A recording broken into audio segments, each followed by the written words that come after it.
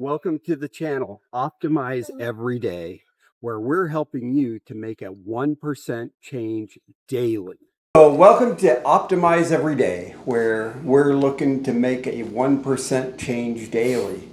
So today we want to kind of have, well, not kind of, we really are going to have a little discussion here. But to start with, I want to find out how Charlie's done the last 24 hours on his improvements on that 1% change. Yeah, it's been going good ever since I think day 3. I had some stumbles and some setbacks, but it's been going good, man. Making a ton of progress and very efficient, more efficient than I thought it was. So the efficiency thing has really worked out. Score.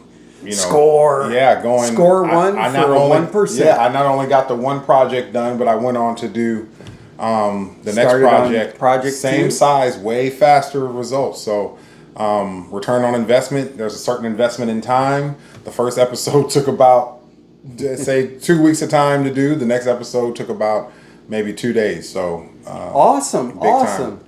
So on me, I can say that I have been making progress, but I have not been as fast as you. Yeah, well, some things aren't meant to go fast. They're meant to do steadily so you don't make a mistake, right? That's true, but I have not done as much in the last 24 hours that I would like to have. But I have been taking small, steady steps. That's helping me get where I need to go, but I have so many things to do and so many projects that sometimes those other things are kind of pushing out what I have wanted to do. They get in the way. That's exactly you make a certain plan. It's going to take, maybe you're going to devote 2 hours to what you're really trying to do today. Everything else starts to get in the way. And then people around you start asking for stuff, right? You got kids, family, everything happens. Oh, and you're absolutely. And you're drawn away from what you wanted to do. But it's good that, I think the good part about this is that you're still able to stay focused on what you have to do. You go right back to it when you have time. And still making progress. I mean, it's been actually a great first week for you. So and you've made a lot of progress in just 1 week too. Yeah, I'm happy today with the progress, man. I'm really loving this new mindset. It is a new mindset. So that brings me to where we want to talk next is in your head. I mean, a lot of things happen, and what is happening inside our heads impacts how we perform. And I let sometimes tasks get into my head. I'm very much a thinker. And so as somebody who's constantly has something in my head and doing things, sometimes I let important things go to do stupid things. Because we'll get a thought in our head. The thought in my head. I gotta go play with this mountain of boulders. Yeah, like a cat chasing yarn out here. I gotta go play in my mountain of boulders and start clearing them out and seeing what things I need to toss and what things I need to move and what things I need to save. And while that feels very Marie Kondo, kind of situation, it's not. This is literally moving boulders. Exactly. Literally doing that. In fact. Going back to some very classical theorists in behavior, we can look at B.F. Skinner and the Skinner box and training that mouse how to go around the track and feed him that piece of cheese, and the mouse gets better and better. I have no idea what that is, but it does sound interesting. The Skinner box. You've never heard of a Skinner box? I heard of a mouse. You've heard of a mouse. I heard of a mouse. You've heard of mazes that they put put the mouse in? And that's the Skinner box. That's the Skinner box. Oh, what an invention. They put humans in there too at some point, right? the box is too small. Well, they make a garden maze for them. Yeah, they have made garden mazes, but it's not for that purpose. It's mostly to confuse and irritate people. Yeah, so that they get lost in your own garden. So that way they can get angry and then go through the corn maze between the ears or through the stalks of corn instead of following the maze, or through the hedges because they're too tall for you to see. Or some people get creative and they get a friend and they get up on their shoulders so they can see where the exit is to the maze. They're cheating. But anyway, we're not going there. We're going to the things that trap in our head and prevent us from getting to where we're trying to get. We have opportunities, and often we squander opportunities because we get in our own head. Yeah. And we think that we're not good enough to be able to do something. And so one of the things that we need to be able to do on this 1% challenge is that we need to get out of our heads sometimes and start doing instead of reacting to what our head has to say. I remember many moons ago, or years, or many moons ago, baby. Many moons ago, where I had an opportunity. It was what I thought was a good business opportunity, and I couldn't perform. I just couldn't do it, and it was all because of what was in my head. What will people think? What will people think of me if I do this? What will people think if I... And I couldn't get past the what ifs instead of doing. And probably, in most cases, nobody would have thought anything of it. They wouldn't have even damn cared about what I was doing. If they liked what I was offering, they would have said yes. If they didn't, they would say, go away, chase another bumper or something.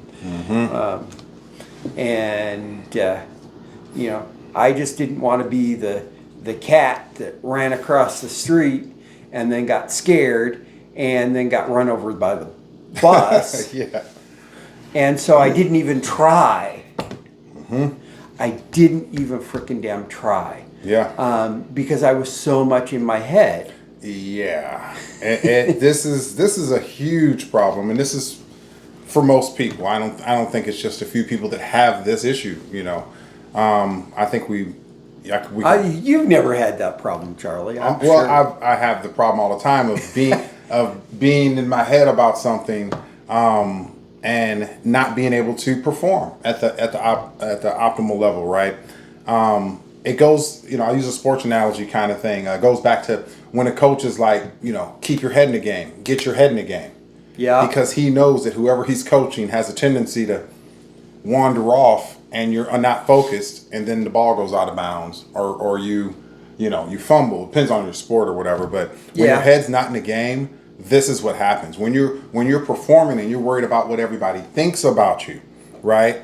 You're not worried. You're no longer focused on the task at hand, which is entertaining these people at the highest level. Oh, absolutely. You're now focused on your own personal, selfishly. In fact, you're being selfish when you do this, but you're selfishly focused on how you feel, my feelings, my truth. And honestly, the crowd doesn't care. So when you're up there and you're nervous and you're whatever you're feeling, when you public speak, and here's the thing about public speaking, if you're nervous, so is the audience. They feel that nervousness. If you're really feeling good and you're go getting it today and you have a great energy, your audience feels that. And so this is the importance of not being in your head at these moments. And for me, what has worked real quick, what has worked to kind of do that is to start, the moment I started to understand that it's not about me. The moment I knew you know, and I'm not sure when this happened. I could think back, but when I started to understand that it's not about my personal, how I feel, you know, my personal feelings or what I think. It's not about that. It's about who I'm providing a service to and who I'm performing for, you know. So Snoop Dogg said it years ago. Don't be nervous, be at their service, is what he said, right? And that's what you want to do. Well, I can tell you, you know, when we first met up and we talked, you came to me and said, "Hey, I want to interact with you, and let's do something Collaborations together all and day. collaborate." Yeah, teamwork makes the dream work. And My phone today, your phone the other day. Now I'm on it. so when you said, "Hey, let's collaborate," and you know, I was thinking, "Fine, let's do that." And so I was like really excited to do that, but I was expecting Charlie to have the ideas and the thoughts. Too many I got, and I'm flooded. And I know that to be true. Yeah. So then one day I came up with this idea, and I sat on this idea for several weeks. And then I came to Charlie and says, "Hey, we need to hook up and do this. Make this happen. And make this happen." And then we lost track for a little while. You know, that's a whole different story. We don't need to go and delve into that. So much stuff at once. But you know, honestly, starting this channel was not at the optimal time. No, it was not for me. Not at the time that would fit my lifestyle best. I don't think it was the right time as far as Charlie thought, but I said, "Let's do it." Yeah. And Charlie begrudgingly agreed. Had to drag me through hot cold to get there. I did. I had to drag him in to do it. And then I said, I actually like the idea because I love to help people. So I thought it was a great idea if we could reach out and help people. Man, I'm down for it. So you know, this is a self-improvement channel. You know, we're honestly trying to get everyone who watches this to think about their life, get out of their head, but maybe getting into their head a little bit to think about where they are, why they're failing in some areas, how they can make improvement. A lot of people can't even do that. I would suggest beyond them trying to think about where they are and how they're trying to make improvement, they might need to put that on paper. Write it down. Oh, absolutely. A lot of, and some of us, we're all built different, but some people cannot adjust in their mind what's going on or what's wrong. I have to write it down. Write it down, yeah. I mean, in fact, I could go and grab my notebook. It becomes clear, don't it? And in fact, I will type things up on my computer. Yep. And I will print it up, and I will tape it into my notebook, Exactly. or I will staple it in my notebook. Yeah. So there is different ways to get it down. And honestly, I do encourage you to get it down on paper, because then you have an opportunity to then review it where it's out of your head and on a piece of paper, and then you can assign values to your ideas. And you may come across an idea that is your $1 million idea. You know, I've got projects going right now where I am still working on getting those things done, and it's going to take months. Yeah, it's such hard work. I mean, done. like we always say, anything worth having is going to be obstacles to get there. It's going to be hard work. Absolutely. You got to go harder than everybody else. If it was easy, everybody'd be in there. But it's hard, so there's only a few people that cross that line into major success. And one of the things is you know, you think of the world economy and your local economy and the economy for yourself, and subject matter experts. You know, you need to look at where you are. One guy I met, he is about close to 70 years old when I talked to this old guy. Okay. And he told me he never worked a day in his life.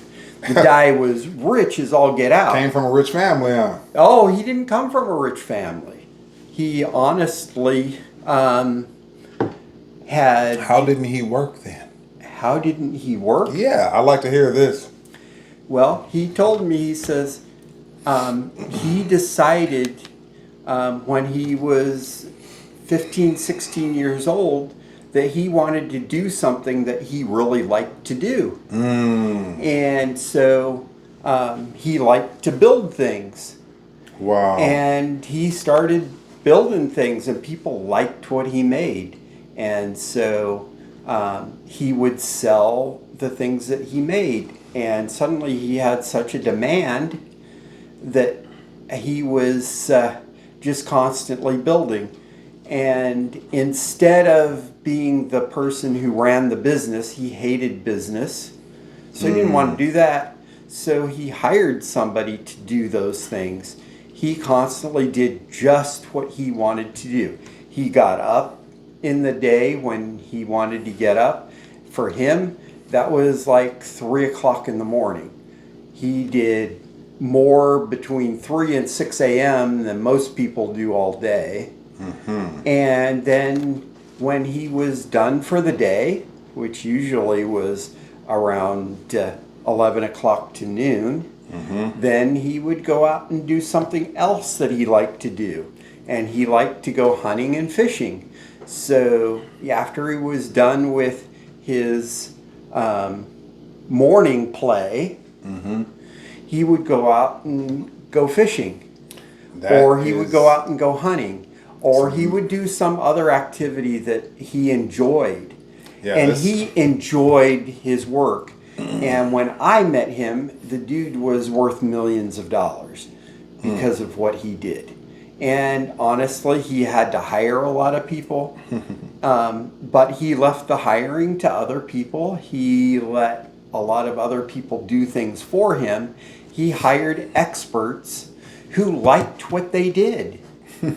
And he tried to create an environment with the people who worked for him that would be ones that they liked to do. The only thing that he really did that took any time that wasn't really in his fun zone is he would sign checks for payroll. Right. It's like not fun day. And that honestly for him, that was like 5 minutes out of his day. Because he had a CEO that signed all the checks for all the products that had to come in, and he had people who did the accounts receivable and the accounts payable, and he had the dock workers, and he had all these other people. But again, he did what he wanted. To see the guy, you would never think he was a millionaire. He wore blue jeans and a tattered t-shirt everywhere. He owned was it one of those Mercedes S600 series cars, plus he had a Rolls Royce that mainly just sat in his garage because he didn't have any place to use it. Wow. It probably had, when I met him, it probably had like 15,000 miles on it, and it was like 25 years old.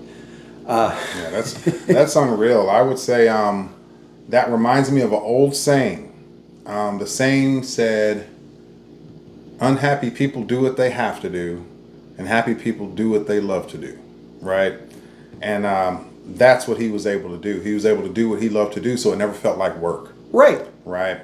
It was always, I love to wake up and do this. Yep. And that is where we want you guys to focus on your daily journey is get to the point where you're doing what you love to do, what gives value to you and to the rest of the world or the people around you. And that's a true success story, what he went through. So now we've discussed this. Do you like doing this? Is this fun? Doing what? This podcast. Yeah, it's good. I like to, I've never loved to be on camera, although I'm a creator. I think I like yeah, I like helping people, man. It's just my nature. Everybody has this different heart and nature. Mine is literally just. But do you like doing this? Um, It's do I like? Do you like this show? Do you like Yeah, creating this I show? like the show. I like where it's going. I mean, we just started this week, so That's true. it's not everything it should be yet. You know, I'm always pushing the envelope, so I want everything to be better, better, better all the time. You know That's how I true. do things. I go all over the top. Yeah, you I know. If I make a YouTube short or a TikTok, it's going to have more graphic movement than probably anybody on earth. I just really do everything extremely. So we're just starting this off, and I think starting it But off, your it's a little. perfection is somebody else Yeah. is not the same as somebody else's Yeah, perfection. I'm a total perfectionist. I want to put. I don't. I have theories in my head, right, from just a long life, and when you do something, in my mind, when you do something, you never go for second or third place. If you're not first, you're not winning, in my mind. So I try to make sure with every move I make that it is the top. I'm not settling for second, third, and it's okay. So that's the thing. That's the perfectionism coming through. Yeah. I can tell you in my perspective, I'm having fun here. Yeah. And unfortunately, the last couple of episodes have been super long, longer than we expected. Yeah. Because we were having fun. Yeah, some of the episodes we bounce back and forth and have really good conversation. Some of them we're getting better at it. It's kind of, I think we're learning how to do it more. This is we're making a 1% change in the show by doing it every day. Yeah, yeah. So the 1% change also comes through practice and doing. Yeah. But like we've said, you need to get out of your head and start doing, and not sitting there and being afraid. Because honestly, and this is through my own personal experience, nobody cares. People just want you to do good things. They don't want you to go screw over other people. They don't want you to be a thief and stealing from the Walmart or the Walgreens. Unless they benefit from it. There are people who, they consider that their job. Yeah. But, we don't want you going out and trying to steal my truck or your car or, breaking into the house and stealing things or murdering people. We want you to be able to put a product out into the marketplace, whether that product is selling computers or building computers or farming or whatever it is. You need to like what you do. A lot of people do things that they don't like to do because it pays a lot. That's most people. And Most people in society are doing that. They get into a rut that I have to make money instead of doing what they love to do. Now, I'm not telling you to go quit your job if you're making a lot of money and go be a professional bass fisherman, right? And then good luck with that. and then hope you can make a lot of money. I mean, I know some professional bass fishermen, and no big wins, no big money. If you are not really good at it and you're not getting sponsors, you're not making a lot of money at all. But the guy I knew, he was pretty decent, and he felt like he made a good life, but he had to work, other jobs to be able to cover his bills. So don't just quit something to do something you enjoy. Make it a leveraged thought, and maybe leverage your time differently, so that you can reach those goals. Go look into your head, take what's in your head, put it to paper, and then evaluate what you've put down, and then go, is there a market for a bass fisherman, or is there a market for somebody who knows how to do COBOL, if you want to program on some ancient, decaying computer out there.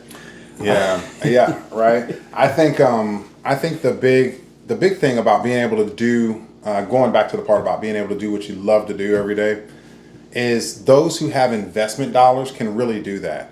So the overall majority of Americans, let's say Americans, they don't have the initial investment dollars. So what they do is they go into to some field of work, corporate America, whatever it is, construction, I don't know, and they try to acquire enough finances and credit to possibly start their own business if that's what they want, so they can do what their passion is. And the problem with that is often they get waylaid by trying to get there instead of starting something. You don't have to do it full time to enjoy it and then start getting to a point where you can make money at it. I mean, Jeff Bezos started selling books out of his frickin' damn garage, Yeah. and then leveraged the internet to be able to sell books, and then he expanded. But he was loving what he was doing. He was enjoying, he was having a good time doing what he was doing. Yeah. And that helped him. I mean, we can talk about other failures and benefits that people made on the way that made Bezos rise to his level of financial freedom. But, not everybody, is in the position where they find that one niche area that's so niche that they can leverage it into hundreds of billions of dollars. And not everybody wants hundreds of billions of dollars. There is responsibilities and there are challenges having that kind of more money, more problems. That's what Puff Daddy and Biggie said. As the problems get bigger with bigger money. And there is, that too. And then you end up with, every Tom, Dick, and Harry trying to steal it all out of you. Scammers everywhere. They think that their hard work is, making them a good living when, oftentimes they could probably do the same thing and get even more by doing something positive. But that's a different thing. Yeah. We're still, it's still, what's holding you back is often inside your head. And we can honestly, when we start getting down to brass tacks and looking at what we like to do, what we want to do, and integrating that into what we have to do right now, can lead to big things. It's like, if you're, 15, 16, 17, 18 years old and you start investing. For example, if you take $25 and you invest that in the stock market in, say, Robinhood, which is really easy to get into, and you just put $25 a month in, and at age, let's say at 18, you just graduated from high school and you just start putting that $25 a month in there. The stock market has its rises and falls, but historically, you'll make close to 10% on the stock market. Yeah. When it falls, it sucks, and when it rises more, that's wonderful. But on average, you'll see a 10%. But you continue putting that 10% in there, at the end of a year, it doesn't seem like that $25 is very much because you're looking at only $300. But then when you look at the gains that you get from the increase in value of those stocks, no matter what you're putting it into, suddenly that $300 isn't $300. It's $325 at the end of the year. And then the next year, you're looking at, now you've invested $600 into it, but it's not $600. Now it's getting closer to $650, $700. And maybe the next year you still keep putting that $25 in there, but it was a really great year, and stocks did super well, and suddenly instead of having $1,000 or 1,050 like you expected, it might be 1,400 or 1,500. And then you do it again, and suddenly now you've got 2-3,000, and then the stock market crashes, and you're like, oh crap, it's horrible, but because my value of money dropped down to 1,500 from 3,000, but you keep putting that $25 in there, before you know it, year after year, suddenly you're a millionaire, a multimillionaire, and it's not because of a big thing you did, it's just $25 a month. Yeah. It's a small, but it's a little thing. In that case, every month that builds over time, and if you stay consistent and steady, you'll get there right. with it. Yeah. And same with the 1% that we're trying to do. We're not doing it in a financial sense. We're doing as a personal improvement situation. And so now, instead of having a personal improvement of that can go, like finances can go up and down, when you do personal improvement and you maintain your personal improvement, you'll never have a stock market crash. You'll never have a behavior crash where your behaviors decline. Now, there are things that may happen in your life that might cause some atrophy on that, but a lot of times those kinds of things are beyond your control. Like you get in a car accident, it breaks your leg, or you're out playing and you end up with a broken bone or something. And those can cause your muscles to atrophy and other things, and then you have to build back up. But your brain doesn't have to atrophy. You have that capability to build a behavior and maintain that behavioral movement, even if your body is hindering you for a little bit and causing a negative impact for you. But again, the mindset is what you have to focus on here. If you keep a positive mindset, then even the bad things that happen, easier to work through them. It's easier to work through them. You don't have, there may not be a silver lining to the situation, but at least you're not getting rained on all the time because it happened. You're getting an umbrella out and it's raining, but you're still dry. Any other comments? I had a bunch of them. I got a bunch of them. It's a great topic of conversation. I think that, just getting back to the subject of it, keeping your head in the game, really, staying out of your head when it's time to focus, and then not getting led by the things that other things that pop up in our head. Pause, no diddy. Other things that pop up in our head, though, that can distract us. It's really about avoiding distractions. A lot of things in life can be a distraction, although we don't want to label them that or don't want them to be that. They can distract you from what you're trying to do. I think earlier you were saying, like the boulders or whatever, right? It can be. It's like I'm supposed to be working on this, but I got this other thing to work on. It's been itching me, and it'll distract you. So there's so many just things that pop up. So really keeping your head in the game, because distractions will come. But it's really hard when those distractions are things that you need to do and they're important. Yeah, and that's what I was going to say. The distractions are going to come anyway. But the key to that is if your head's in the game, you can deal with a distraction when it comes your way.